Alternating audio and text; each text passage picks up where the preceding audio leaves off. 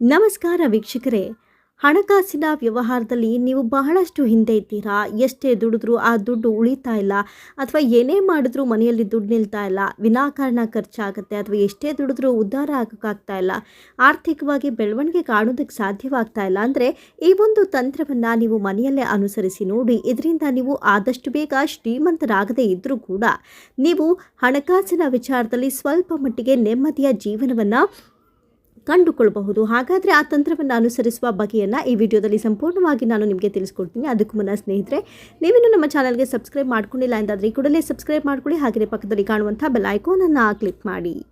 ಸಂಬಳ ಎಷ್ಟೇ ಬಂದರೂ ಅದು ಸಾಕಾಗ್ತಾ ಇಲ್ಲ, ಅಥವಾ ಮನೆಯಲ್ಲಿ ಭಾರಿ ಖರ್ಚಾಗುತ್ತೆ, ಅಥವಾ ಮನೆಯಲ್ಲಿ ಅಪ್ಪ ಅಥವಾ ಮಗ ಮನೆಯ ಖರ್ಚನ್ನು ನಿಯಂತ್ರಿಸೋದನ್ನು ಬಿಟ್ಟು ಖರ್ಚು ಮಾಡೋದಕ್ಕೇ ಮುಂದಾಗ್ಬಿಟ್ಟಿರ್ತಾರೆ. ಏನೇ ಮಾಡಿದ್ರೂ ದುಡ್ಡು ಕೂಡ ಹಾಕೋಕ್ಕಾಗ್ತಾ ಇಲ್ಲ, ದುಡ್ಡಿಲ್ಲದೆ ಸೈಟ್ ತೊಗೊಳಕ್ಕಾಗಲ್ಲ, ಮನೆ ಕಟ್ಟೋಕ್ಕಾಗಲ್ಲ, ಅಥವಾ ಎಲ್ಲ ಇದ್ರೂ ಕೂಡ ಮನೆಯಲ್ಲಿ ದುಡ್ಡಿನಿಂದ ನೆಮ್ಮದಿನೇ ಇರಲ್ಲ ಅನ್ನೋದಾದರೆ ಈ ಒಂದು ತಂತ್ರವನ್ನು ನೀವು ಮನೆಯಲ್ಲೇ ಅನುಸರಿಸಬಹುದು. ಜೊತೆಗೆ ಮಹಾಲಕ್ಷ್ಮೀ ದೇವಿಯ ಪೂಜೆಯನ್ನು ನೀವು ಮಾಡಿಕೊಳ್ಬೇಕಾಗತ್ತೆ. ಅದಕ್ಕೆ ಕೆಲವೊಂದು ವಿಧಾನಗಳಿದೆ, ಅದನ್ನೇ ನಾನು ನಿಮಗೆ ತಿಳಿಸ್ಕೊಡ್ತೀನಿ. ಮನೆಯಲ್ಲಿ ಲಕ್ಷ್ಮೀ ದೇವಿಯ ಪುಟ್ಟ ವಿಗ್ರಹ ಅಥವಾ ಒಂದು ಲಕ್ಷ್ಮೀ ದೇವಿಯ ಫೋಟೋವನ್ನು ಇಡಿಸ್ಕೊಳ್ಳಿ. ಜೊತೆಗೆ ಬೆಳಗ್ಗೆ ಎದ್ದು ಬೇಗ ಸ್ನಾನ ಮಾಡಿ ಇತ್ಯಾದಿ ಕೆಲಸಗಳನ್ನು ಮುಗಿಸಿ ಮೊದಲು ಅರಿಶಿಣ ಬೆರೆಸಿದ ನೀರಿನಿಂದ ಅಮ್ಮನವರಿಗೆ ಅಭಿಷೇಕ ಮಾಡಿ.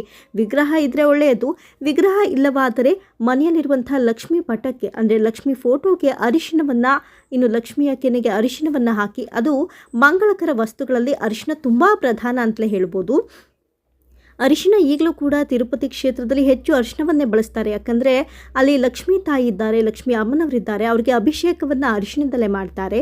ಅರಿಶಿಣದ ಅಲಂಕಾರವನ್ನು ಕೂಡ ತಿರುಪತಿಯಲ್ಲಿ ಮಾಡಲಾಗುತ್ತೆ. ವಿಶೇಷವಾಗಿ ಲಕ್ಷ್ಮೀ ಕೃಪೆಗಾಗಿ ಲಕ್ಷ್ಮೀ ವಿಗ್ರಹವನ್ನು ಅರಿಶಿಣದ ನೀರಿನಿಂದ ಅಭಿಷೇಕವನ್ನು ಮಾಡೋದ್ರಿಂದ ಬಹಳಷ್ಟು ಆರ್ಥಿಕತೆಯ ನೆಮ್ಮದಿ ನಿಮಗೆ ಸಿಗುತ್ತೆ. ಅದರಲ್ಲೂ ಪ್ರಮುಖವಾಗಿ ಹೇಳ್ಬೋದು ಅನ್ನೋದಾದರೆ, ಎಲ್ಲೇ ಆಗಲಿ ಒಂದು ಲಕ್ಷ್ಮೀ ವಿಗ್ರಹವನ್ನು ತಂದು ನೀವು ಮನೆಯಲ್ಲಿ ಇಟ್ಕೊಳ್ಳೋದು ಒಳ್ಳೆಯದು.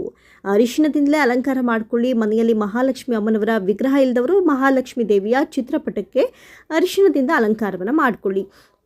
ಎಲ್ಲದಕ್ಕಿಂತ ಮುಖ್ಯವಾಗಿ ಅರಿಶಿಣದಿಂದ ಮನೆಯ ಹೊಸ್ತಿಲನ್ನು ನೀವು ಬರಿಬೇಕಾಗತ್ತೆ. ಅಂದರೆ ಹೊಸ್ಲು ತೊಳೆದಾಗ ಅರಿಶಿಣವನ್ನು ಹಚ್ಬಿಡಿ. ಯಾಕಂತ ಹೇಳಿದ್ರೆ ಲಕ್ಷ್ಮಿಗೆ ಮೊದಲು ಅರಿಶಿಣ ತುಂಬಾ ಪ್ರಮುಖವಾಗಿರುತ್ತೆ. ಅಷ್ಟು ಶಕ್ತಿಶಾಲಿಯಂಥ ಅಂಶ ಅರಿಶಿಣದಲ್ಲಿರುತ್ತೆ. ಇನ್ನು ಲಕ್ಷ್ಮೀ ಜಯಂತಿಯಂದು ಲಾವಂಚದ ಬೇರು ನೀವು ಅಂಗಡಿಗಳಲ್ಲಿ ಕೇಳಿದ್ರೆ ಕೊಡ್ತಾರೆ. ಲಾವಂಚದ ಬೇರನ್ನು ನೀರಿನಲ್ಲಿ ನೆನೆಸಿಟ್ಟು ಆ ನೀರಿನಿಂದ ಅಮ್ಮನವರಿಗೆ ಅಭಿಷೇಕ ಮಾಡಿ, ಇನ್ನು ಆ ನೀರು ಏನಿರುತ್ತೆ ಆ ತೀರ್ಥವನ್ನು ಮನೆಯಲ್ಲೆಲ್ಲ ಸಿಂಪಡಿಸಿ. ಅಮ್ಮನಿಗೆ ಮಾಡಿದಂಥ ಆ ನೀರು ಏನಿರುತ್ತೆ ಅಭಿಷೇಕದ ನೀರು, ಅದನ್ನು ಮನೆಯಲ್ಲೆಲ್ಲ ಸಿಂಪಡಿಸಿ. ಇದು ಕೂಡ ಪಾಸಿಟಿವ್ ವೈಬ್ಸ್, ಅಂದರೆ ಆರ್ಥಿಕವಾಗಿ ಪಾಸಿಟಿವ್ ವೈಬ್ಸ್ನ ನಿಮ್ಮ ಮನೆಯಲ್ಲಿ ಕ್ರಿಯೇಟ್ ಮಾಡುತ್ತೆ. ಇನ್ನು ದೇಗುಲದಲ್ಲಿ ಅಭಿಷೇಕ ಮಾಡಿಸಿದ್ರೆ ಶೀಘ್ರವಾಗಿ ಲಕ್ಷ್ಮೀದೇವಿಯ ಅನುಗ್ರಹ ನಿಮಗೆ ಪ್ರಾಪ್ತಿಯಾಗಿ ನಿಮ್ಮ ಕಷ್ಟಗಳೆಲ್ಲ ಕೊನೆಯಾಗುತ್ತೆ. ವ್ಯಾಪಾರ, ಹಣ, ಸರ್ವರಂಗದಲ್ಲೂ ಯಶಸ್ಸನ್ನು ನೀವು ಆದಷ್ಟು ಬೇಗ ಕಾಣಬಹುದು. ಜೊತೆಗೆ ಆವತ್ತಿನ ದಿನ ಅಂದರೆ ನೀವು ಅಭಿಷೇಕ ಮಾಡಿದ ದಿನ ಬಿಳಿ ಬಣ್ಣದ ಅಥವಾ ಹಳದಿ ಬಣ್ಣದ ವಸ್ತ್ರವನ್ನು ನೀವು ಧರಿಸ್ಕೊಳ್ಳಿ.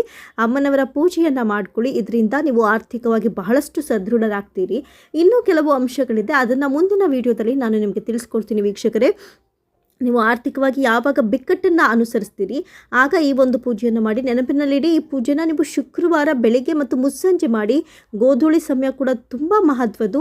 ಸೊ ಹಾಗಾಗಿ ದೇವರ ಒಂದು ಹಾಡನ್ನು, ಮಹಾಲಕ್ಷ್ಮಿಯ ನಮಃ ಎನ್ನುವಂಥ ಮಂತ್ರವನ್ನು ಪಠಿಸುತ್ತಾ ನೀವು ಈ ಪೂಜೆಯನ್ನು ಮಾಡಿಕೊಳ್ಳಿ ವೀಕ್ಷಕರೇ. ಮುಂದಿನ ವಿಡಿಯೋದಲ್ಲಿ ಬಿಲ್ವಪತ್ರೆ ಹಾಗೂ ಶ್ರೀಪತ್ರೆಯಿಂದ ಲಕ್ಷ್ಮೀ ದೇವಿಯನ್ನು ಹೋಲಿಸ್ಕೊಳ್ಳುವ ಬಗೆಯನ್ನು ತಿಳಿಸ್ಕೊಡ್ತೀನಿ. ನಿಮಗೂ ಕೂಡ ಈ ವಿಡಿಯೋ ಇಷ್ಟವಾಗಿದ್ರೆ ಲೈಕ್ ಮಾಡಿ, ನಿಮ್ಮ ಅನಿಸಿಕೆ ಅಭಿಪ್ರಾಯವನ್ನು ಕಾಮೆಂಟ್ ಸೆಕ್ಷನಲ್ಲಿ ತಿಳಿಸಿ. ಧನ್ಯವಾದ.